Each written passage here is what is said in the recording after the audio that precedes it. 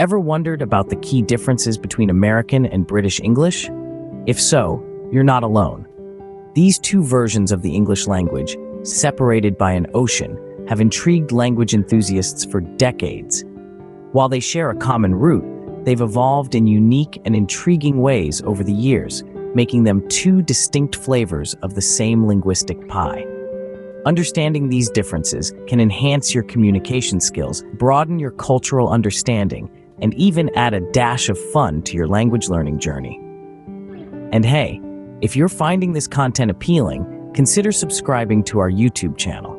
We regularly bring you insightful content like this, and your support helps us keep the knowledge train chugging along. So, are you ready to dive into the fascinating world of American and British English differences? Buckle up because you're in for an intriguing linguistic journey. First stop, pronunciation. Did you know that the same word can sound completely different in American and British English? Take the word tomato, for example. Americans pronounce it tomato, while the Brits say tomato.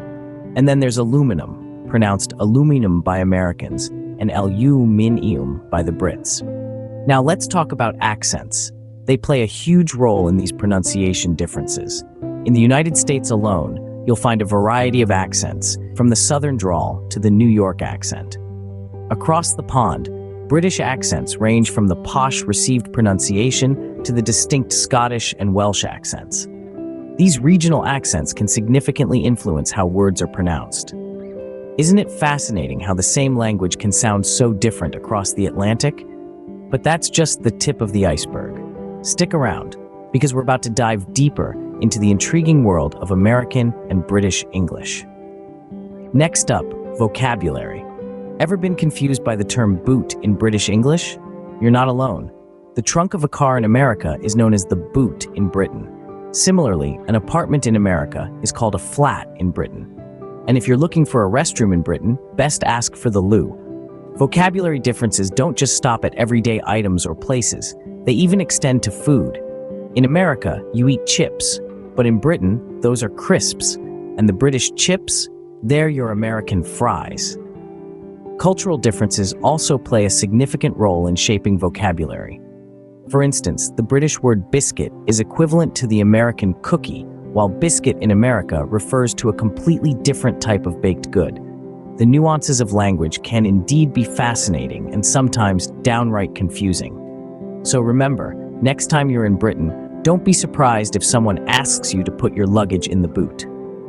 Lastly, let's touch on spelling. Yes, even the way we write words can differ between American and British English. Now, isn't that intriguing? For instance, in American English, we write color, while our friends across the pond in Britain write color.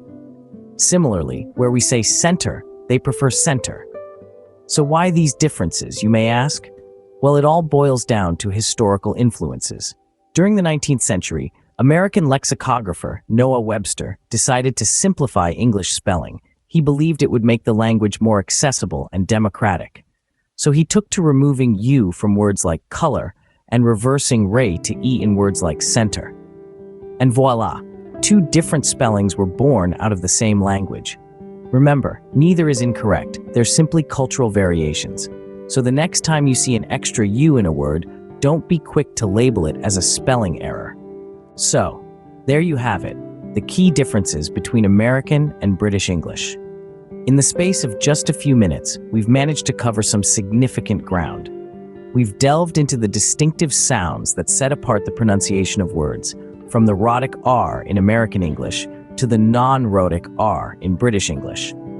We've also explored the intriguing world of vocabulary, where the same object might go by completely different names, depending on which side of the pond you're on. Chips or fries, lift or elevator, biscuit or cookie, the list goes on. And let's not forget the spelling differences, where American English tends to simplify things, while British English remains loyal to the original forms. Color or color, theater or theater, realize or realize. But ultimately, the most important thing is comprehension. It's all about understanding each other, no matter the accent or the spelling.